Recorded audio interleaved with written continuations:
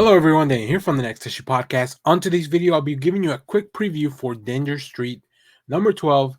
This is a new book from DC Comics. Let's take a look at the preview, the creative team before we get into this. Chapter 12, Starman, written by Tom King, with art by Jorge Fornes, colors by Dave Stewart, letters by Clayton Cowles. And yes, issue 12 is the conclusion of this series. It all ends here. Will the outsiders be accepted by society? The green team finally gets what they deserve. The sky be safe from Will the sky be safe from falling? And all this more as Lady Cop closes the case on the murders of Danger Street. You'll have to read it to believe it. So I'm actually quite behind on this series. I read maybe like the first three issues and realized that to me, this was a book that I needed to go back and just read all at once it was completed. So I've been picking up the individual issues, but I wanted to do a preview video because I know a lot of you guys may not know that this is like the book is coming to an end. Now, this is a crazy book. It has some really obscure characters, but I think Tom King is really good at plucking some characters out of obscurity and bringing them into an interesting story. So yeah, let's take a look at some of the preview art because Jorge Fornes just does such a good job with this classic superhero like comic book look. And as you can see, things are crazy. I don't know what's going on because, like I said, I am very behind on this, but I just wanted to show some of the art. So I'm very excited to catch up on the series, figure out what's going on with the Danger Street kids and then Lady Cop and all the outsiders and see what they do. There's a really cool Starman cover at the end of this issue. Now, this is a different Starman than maybe Jack Knight or some of the other Starman you may be familiar with. So yeah, very obscure characters. Finally, time to read this. So if you have read this, let me know what you thought about it down in the comments. What did you think of the series as a whole? I'm going to go back and finally catch up and read this. Very excited to do that. So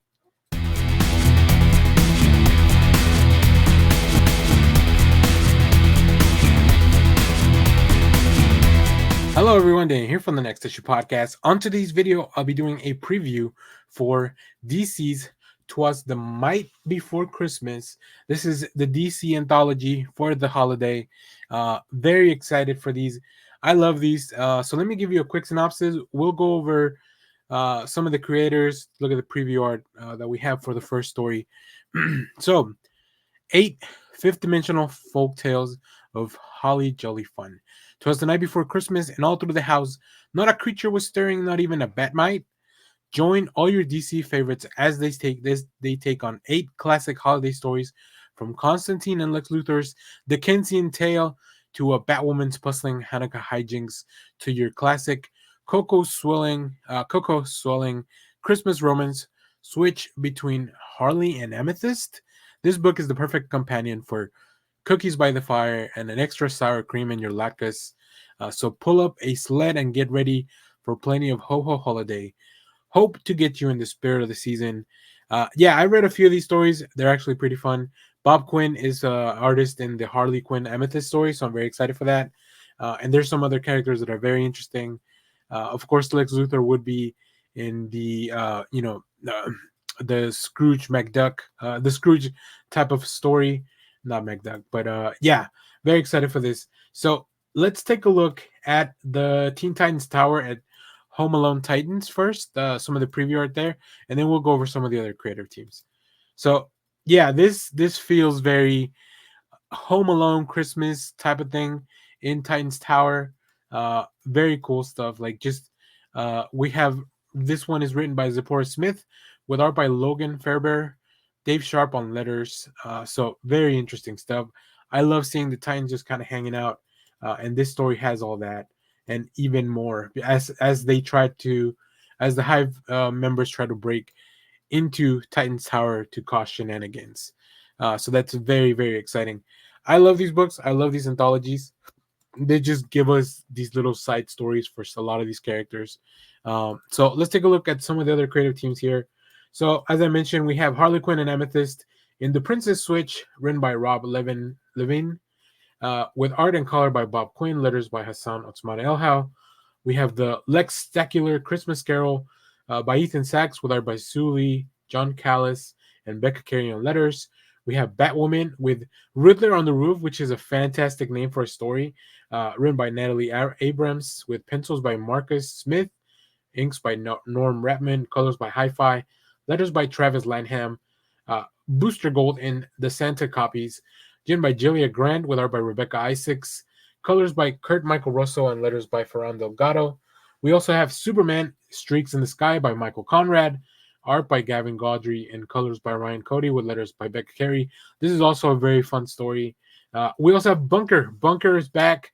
If you're a Teen Titans reader from the New 52, you'll recognize Bunker, and I'm so glad that he's back in It's a Bunkerful Life, written by Josh Trujillo, who's currently doing Blue Beetle, and I really love that stuff. So I'm glad that Josh is bringing back, along with Andrew Durlon on art and Lucas Gattoni on letters, bringing my boy Bunker back.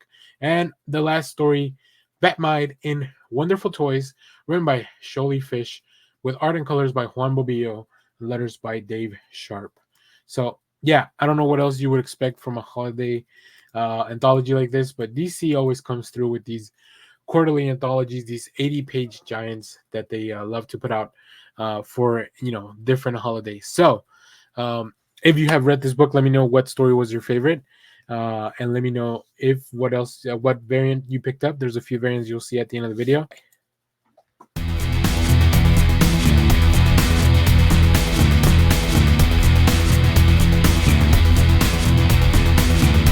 Hello everyone, Daniel here from the Next Issue Podcast. On today's video, I'll be doing a review for Action Comics 1060. Before we get into the main story, let me give you a quick overview of the teams that are on the backup stories. So we have past this prologue. This will lead to the series Kneel Before Zod #1. This is written by Joe Casey with art by Dan McCade, colors by John Callis, and letters by Troy Pateri. We also have the continuation of Squad Dreams, written by Nicole Maines and Steve Orlando, with art by Fico Ocio and colors by Luis Guerrero, letters by Rob Lee. And then we have the main story here. So let's pull some assets back up for that. New Worlds, which will be concluded in the Action Comics Annual for 2023. But this story is written by Philip Kennedy Johnson, with art by Eddie Barros, Fico Ocio, and Ever Ferreira, with Joe Prado and Jonas Trined, colors by Matt Herms and Christopher Sotomayor, letters by Dave Sharp. There's definitely a lot of artists in this issue, and I think it's because we get to travel to a few different places. So let me give you a quick synopsis on this. Guest starring Constantine Etrigan and Bloodwind. A mistake from Superman's past has returned, and Metropolis hangs in the balance. As the super family is betrayed from within and stripped of their powers one by one, Superman sets out on a suicide mission into the multiverse along with the unlikeliest of allies, Constantine, the demon Etrigan, and making his returns to Action Comics, Bloodwind. Yes, this is very, very cool. I've really been enjoying the story. There was a big revelation in the last issue, and I think we're finally ready to do this. I will say, I feel like this story is going to read a lot better altogether. So if you are one of those people that have been holding out, you only have to wait for one more issue after this one. But I really enjoyed it. I think all the artists did a fantastic job. I think they were well equipped as they were moving around from one dimension to another. I think the editorial team did a very good job splitting up the task to different artists to maybe draw some of the different sequences, which feels a little bit more. They're not just filling artists, right, for different pages. I think there's a little bit more method in the madness here. So, but yeah, this story has been fantastic. The stakes are super high here, so I can't wait to see what happens next. But let me pull up some of the preview art, as I mentioned. Now, I don't know the artists well enough to tell you which pages are done by whom, unfortunately. But I really love this portrayal of Constantine at this concert. Of course, listening to probably some punk music. I don't know. I'm not very good with music, but then Superman needs help, right? And it is rare to see Superman. Like, just look at the look in his face. It's very rare to see Superman in such desperate mode. And then, of course, we get to see Ortho as she is transported to Earth Al Ghul.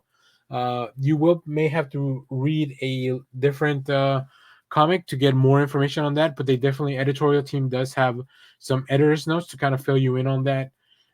So yeah, very cool stuff. As you can see, the art is way different, but we are on a different Earth, so it makes sense. So I think this is really fun. I'm gonna miss Philip K. Johnson on Action Comics because after this story is done, DC is bringing in different teams to kind of just take on smaller arcs. So I hope that we get to see Philip K. Johnson. Maybe this is just him taking a break because he's been doing Superman for a long, long time now.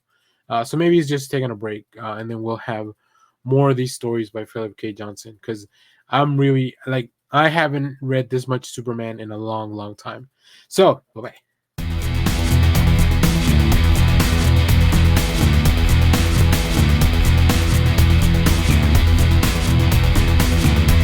Hello, everyone. Dan here from the Next Issue Podcast. On today's video, I'll be doing a review for Batman Gargoyle of Gotham #2.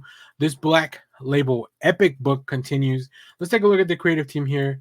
Of course, this is written and drawn by Rafael Grampa with colors by Mateus Lopez and letters by John Workman. You can also find the noir version of this, which is in black and white, but it's not really black and white. There's like highlights of different colors all throughout. It's really well done. It's not just a black and white version of the book you're already reading, which I appreciate. If you're gonna sell me two books that are very similar, I like that there are little bits of differences and that it's for an artistic purpose as opposed to just to sell a different book.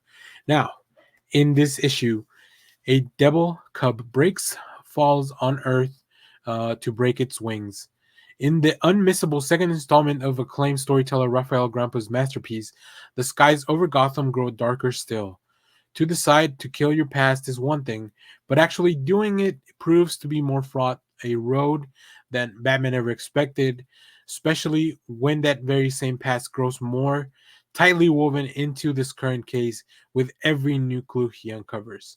As the closer Batman gets to the truth, the clearer it becomes that the real enemy's power runs much deeper than just puppeteering a few costumed criminals in the very heart of Gotham itself. Yeah, there's a lot of intrigue in this book. As we saw last issue, Bruce Wayne is at the center of all this mystery. Like Gordon was finding that out. And, who's really pulling all the strings? You get a lot more insight into that. So, will Batman choose to eliminate the Bruce Wayne persona once and for all? Will Batman be able to solve this mystery? Or will everything in Gotham come crumbling down? Also, Rafael Grampa's art is fantastic. It can be very meticulous in some places. It can be very dynamic and heavily designed in others. There's a few pages that there's a page in here that I think they're using as a cover, or like as a variant cover, because of how cool the page is. I don't think I have a preview of it, but you can see it at the end of the video. It is one of the covers where Batman's just atop like this tower. Yeah, really cool stuff. So let's take a look at some of the preview art here. And as I mentioned here, look at all the detail, the lines. There's just so much happening, but none of this gets in the way of the story. Like, this is all telling you the story that you need to find out. And I love these character designs. I love like whatever's happening here with this person behind the curtain. Just like it just looks cool. Like it just looks cool. There's just no other way for me to explain that. It just looks cool. And sometimes in comics, I just want a cool looking book. But of course, we do have the mystery at the center of everything, with Commissioner Gordon trying to figure out what's going on. He's the one doing a lot of the research while Batman's struggling to find himself. You can see him here as he struggles with what he did in the last issue. There's a lot of violence in this book. There's a lot of really cool fighting. There's a lot of conflict, but also a lot of inner turmoil for Batman, aka Bruce Wayne, which I think Rafael Grampa is exploring in a very, very fun way. So yeah, this is really cool. I just realized I don't have the cover I was telling you about, but I'll tweet it out. So if you follow us on social media, you can see which page I was talking about.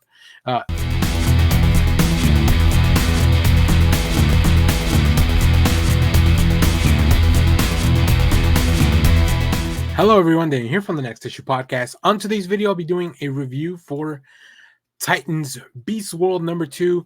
The event continues here, taking over the whole DC universe. Let's take a look at the creative team before we get into this issue.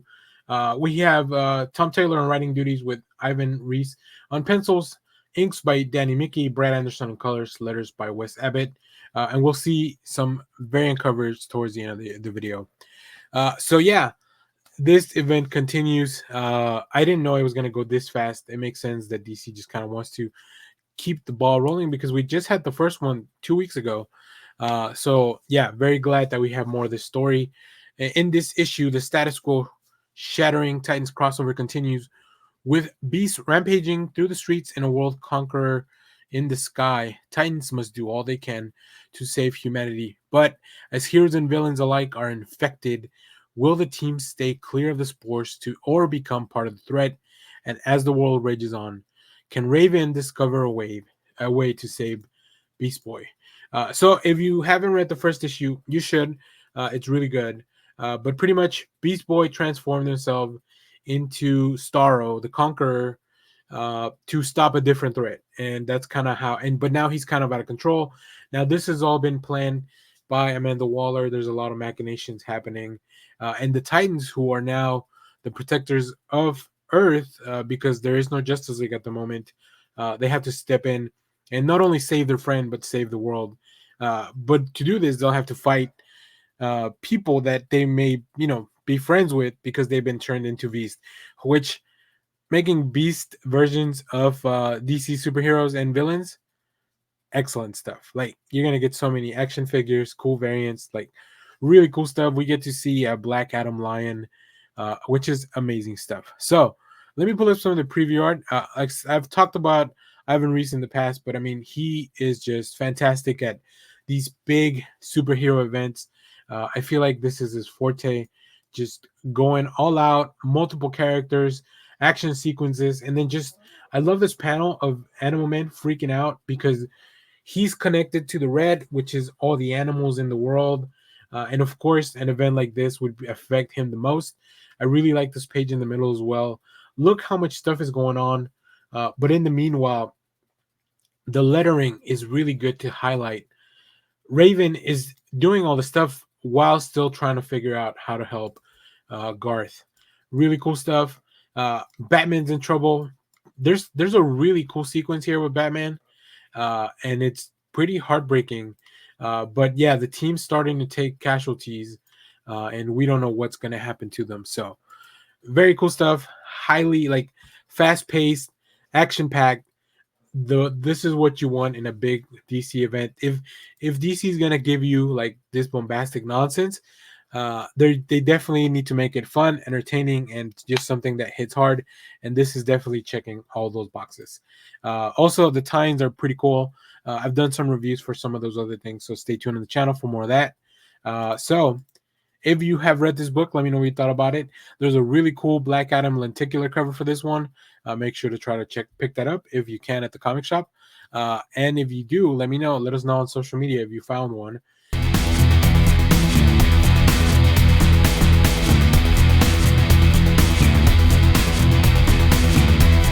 Hello, everyone. Daniel here from the Next Issue Podcast. On today's video, I'll be doing a review for Green Lantern #6.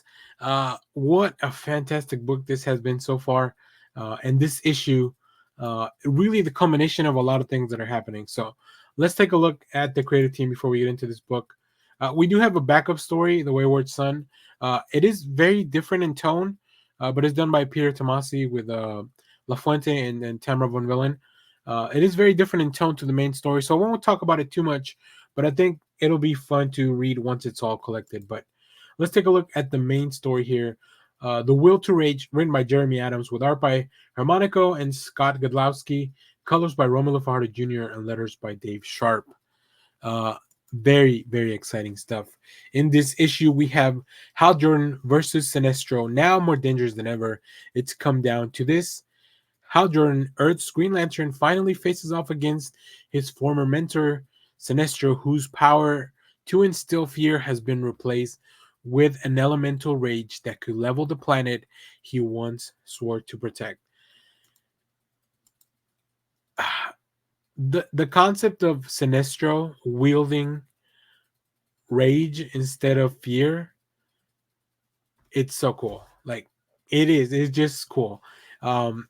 Because Sinestro has always been a very calculating villain that always keeps us cool, and I think he is in such a desperate mode at the time that it only makes sense that he would turn to his rage to try to get things done. Really cool stuff. Fantastic art. There's just so many. Jeremy Adams is pulling some really cool concepts and pouring everything into this book. Uh, yeah, I don't know where all these ideas are coming from, but like the constructs are really cool. The ideas of them fighting, and even just the conversation that they're having. And not only that, but there are a couple of reveals towards the end of the issue that are just mind blowing. So I can't wait to see what happens in the next arc. But yeah, this was a great way to wrap up this first storyline. If this is, I think this is where it's going to be. It feels like kind of um, a pausing point for the story, but then I'm sure we'll pick up again. But yeah, these first 6 issues have been fantastic. So let's take a look at some of the preview art. And as I mentioned, of course, we have everyone is worried about, like, I love that we kind of look into, what is Batman doing, what is the super family doing, like what's the government, Carol, like what are they seeing on this fight, and then we come into the fight and it's just like a beautiful page with light constructs and fights all over the place. Really cool stuff. And yeah, just an amazing display of the power, the imagination, the rage. I love this big sound effect of splurge, like really cool stuff. And I just really like the ideas of like what Hal and has to come up with to try to stop Sinestro's rage. Yeah, it is fantastic. I really like it. Um, there are two artists on this book, but I think their styles are similar enough that it doesn't feel jarring when you see a different artist on the page, which is great because Harmonica's been fantastic all throughout the book. So I would hate to lose that special touch. But yeah, what a great issue. If you're not reading Green Lantern, you should definitely pick it up. Maybe when the collection comes out, or maybe go on the DC Infinite app. But yeah, catch up because it's really good.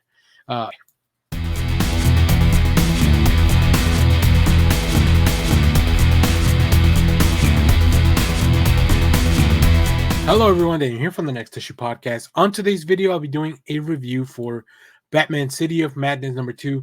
This is another DC Black Label title coming out this week. This week is Batman filled to the brim, and I'm very excited for that. Let's take a look at the creative team before we go into this book. Of course, this book is written and drawn by the amazing Christian Ward, with letters by Hassan Otsmane El.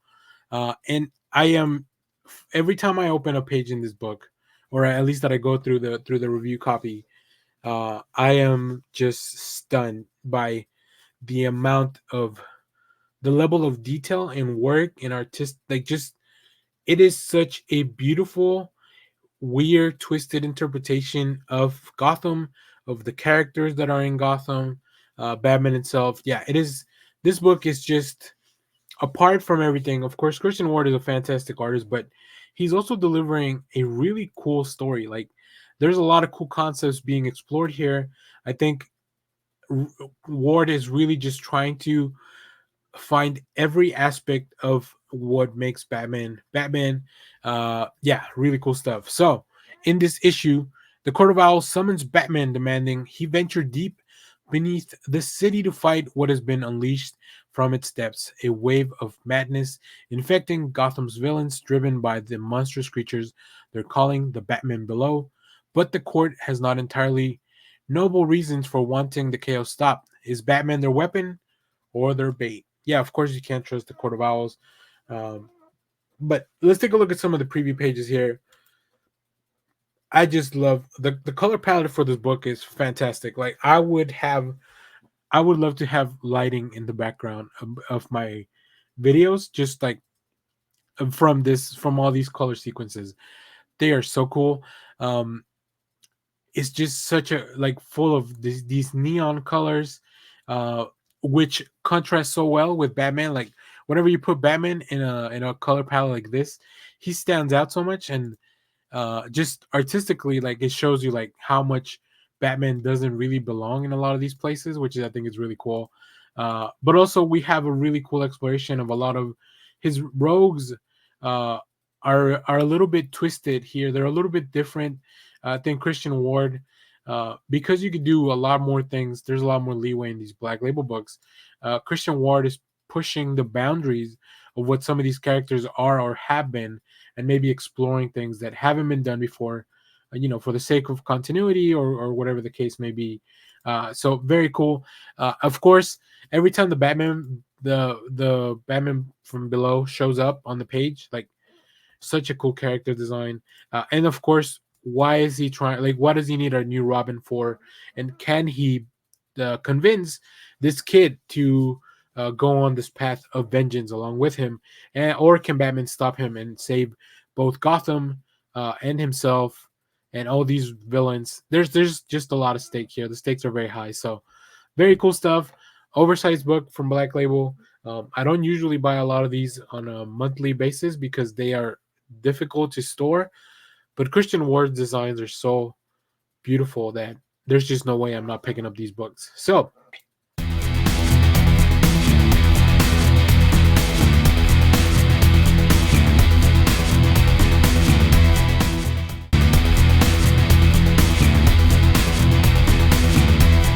hello everyone, Daniel here from the Next Issue Podcast. On today's video, I'll be doing a review for Batman Santa Claus Silent Night #2. The 4-part miniseries continues with Batman teaming up with Santa Claus to try to save Christmas. Let's take a look at the creative team before we get into this book. This book is written by Jeff Parker, with art by Michelle Bandini and Trevor Hairsine, colors by Alex Sinclair, and letters by Pat Brousseau. So as you can see, we have Trevor Hairsine joining the art team. He comes in for sequences that are telling a different story. So it's definitely something that I like when we have multiple artists for a purpose and not just when it needs to be like a fill-in thing or whatever. So in this issue, Santa Claus on the Dark Knight versus Krampus. Santa Claus is coming to town. The ancient and wild Krampus is on the loose on Earth and releasing monsters to destroy Christmas. Santa Claus, with the help of the Justice League, is all that stands in the way of this impending darkness. The team's first challenge, a plague of vampires attacking Bloodhaven. We also get to see a lot of the origin and the relationship between Krampus and Santa Claus, which is a really weird thing to say when talking about a DC book, but hey, we're here and I'm really enjoying it. It's a story that's full of action, full of really cool fights, full of some like interesting moments between these characters. It's really crazy to like just think that Batman and Santa Claus have had a relationship on some level for a while. Like, yeah, it's crazy. And now all the Bat family has to kind of come in on all that and try to figure things out and save people while still like not getting over the fact that like, oh shit, we're working with Santa Claus. Really cool stuff. So let's pull up some of the preview art here. As you can see, it is fantastic stuff. Great character designs, great pacing. I love the way we're portraying this quick recap of issue 1 in case you missed it. You can see it all here in under Robin's cape. And then we move on to the next story. Really cool Batmobile design, which I always love. I love how many Batmobiles Batman has. Krampus looks great. I think he has a really cool design. I'm still not completely sure of his motivations, although this issue does take a little bit of makes a little bit of an effort to try to explain some of those things. And here we are at I believe this is Dick's Batcave in Bloodhaven. This is definitely not the traditional Batcave, but as you can see, we start heading into the past to figure out the relationship between Krampus and Santa Claus from years and years ago. So really fun issue, really cool stuff. If you haven't read issue 1, go check it out. We have a review for that on the channel as well. 4 issues for a story like this, I think it's a perfect length to tell a fun story that's full of like action, full of these like funny moments, full of some of these character moments that really make comic books special. So I love it. I love when books have a little bit more to say, when books deal with these interpersonal relationships. And as silly as it sounds, a book with Batman and Santa Claus is really trying to explore some of those little things. So really cool stuff. Of course, we also have those weird looking vampires. So like this book has everything. Some really cool variants at the end of the video. Stay tuned for those. So as always, if you have read this book, let me know what you thought about it down in the comments. And stay tuned because we have more comic reviews, trailer reactions, TV recaps, all that fun stuff here in the channel.